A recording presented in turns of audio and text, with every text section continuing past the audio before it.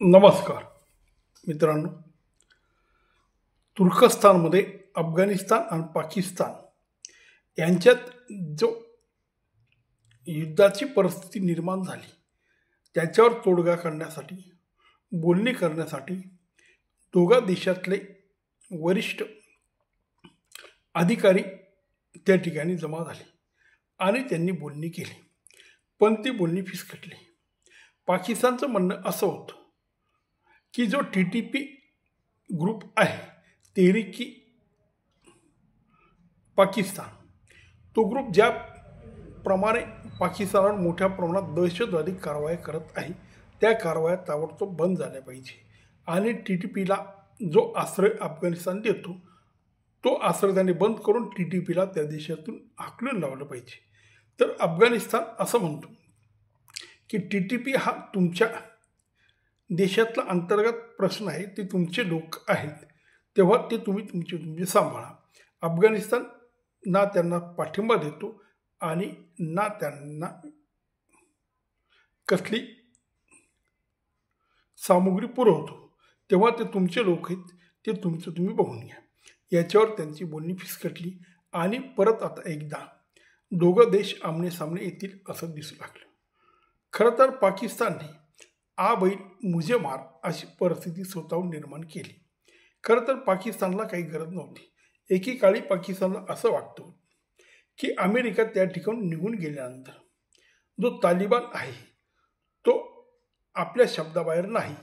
आणि एक वेळ तर त्यांचे लोक असे म्हणत होते की अफगाणिस्तानचे तालिबान हे जम्मू काश्मीर जो प्रदेश भारतात आहे तो आम्हाला मिळवून देतील, आमच्यासाठी ते त्या ठिकाणी लढायला तयार आहेत, अशा पद्धतीने हे लोक बोलत होते. पण अफगाणिस्तानने असं काही केलं नाही आणि त्याने भारताशी मुळीच दुश्मनी पत्करली नाही. खरं तर भारत आणि अफगाणिस्तानचे चांगल्यापैकी संबंध आहेत. खरं तर हे दोघं देश इस्लामी आहेत. विशेष म्हणजे दोघं इमामवाले, दोघे जिहादी धर्मांत लोक आहेत. कारण पाकिस्तान आणि अफगाणिस्तानमध्ये बहुसंख्य मुस्लिम आहेत आणि मुस्लिम म्हणजे बंधू अशा प्रकारची त्यांची एकूण भावना असूनसुद्धा अफगाणिस्तान पाकिस्तानचं मुळीच जमत नाही. आणि आता तर ते इतकं फाटलं की विचारायचं बाहेर. तेव्हा आज जर नीट विचार केला तर पाकिस्तानकडे जे शस्त्रास्त्र आहेत, त्यांच्याकडे जे सुसंघटित सैन्य आहे तसं अफगाणिस्तानकडे नाही. अफगाणिस्तानकडे जेही काही आहेत ते मुळातच प्रशिक्षण फारसं नसलेले असं सैनिक आणि एक प्रकारे लढवई जमात आहे. परंपरागत अशा पद्धतीने ते युद्ध खेळतात.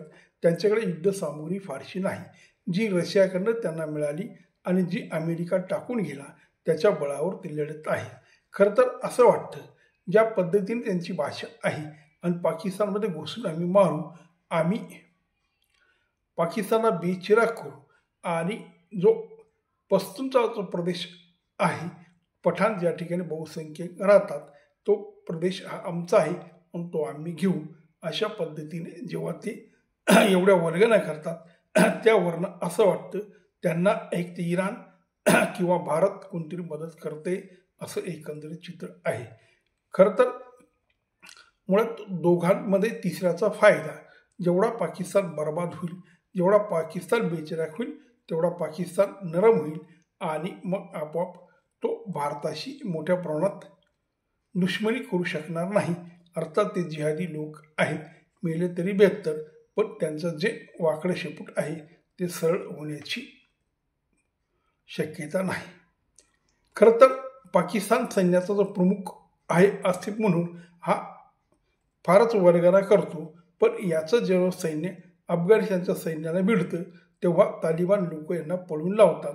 आणि अशा व्हिडिओ क्लिप आपण तुम्ही बघितल्या असतील, तिथले अक्षरशः सैन्य तिथल्या ज्या चौक्या आहेत त्या सोडून पाकिस्तानचं सैन्य पळत होतं. असा हा पळपुटा पाकिस्तान अफगाणिस्तानसमोर टिकणार नाही. कारण मित्रहो, अफगाणिस्तान याने रशियाला 10 वर्ष आणि अमेरिकेला सुद्धा 10 वर्षापेक्षा जास्त काळ लढा दिला आणि त्यांनी त्यांना त्यांच्या देशात परत जायला सांगितलं आणि तालिबान राजवट त्या ठिकाणी आली. मुळात हे जिहादी लोक असले आणि कट्टर धार्मिक लोक असले तरी भारत पाकिस्तान ज्या पद्धतीने दुश्मन आहे तसं आपण अफगाणिस्तानची फारशी दुश्मन नाही. त्या ठिकाणी अनेक धार्मिक ग्रुप आहेत आणि वांशिकता ग्रुप आहेत. पश्तून जे आहेत आणि बलूच जे आहेत ते पाकिस्तानला कंटाळले आहेत. त्यांना अफगाणिस्तान जवळचा वाटतो. तेव्हा मग जेव्हा युद्ध होईल तेव्हा हे ग्रुप पाकिस्तानला मदत करतील आणि अफगाणिस्तानला मदत करतील आणि पाकिस्तानची अडचण उभी करतील असं एकंदरीत वाटतं.